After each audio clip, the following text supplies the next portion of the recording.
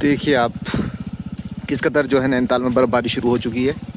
बहुत ही प्योर बर्फ़ पड़ रही है इस बार, ना ओला पड़ा है ना बजरी पड़ी है, सीधे बर्फ़बारी हुई है। कितना प्यारा मौसम है, कितनी प्यारी बर्फ़ पड़ रही है। आप चाहें तो नैनीताल आ सकते हैं बर्फ़ देखने के लिए।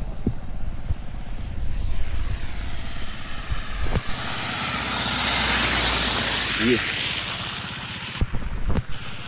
ये देखिए नैनीताल का स्नोफॉल, कितना प्यारा स्नोफॉल लग रहा है। और मैं यहाँ स्नोफॉल में खड़ो के वीडियो बना रहा हूँ आपके लिए केवल। ये देखिए कितना प्यारा लग रहा है स्नोफॉल। लोग चिल्ला रहे हैं क्योंकि इन्होंने पहले कभी स्नोफॉल देखा नहीं है। ये देखिए, देखिए नैनीताल में स्नोफॉल शुरू हो चुका है।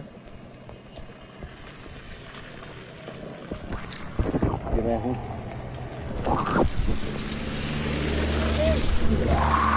ये हो रहा है स्नोफॉल। बहुत तगड़ा स्नोफॉल जो है नैनीताल में हुआ है इस बार।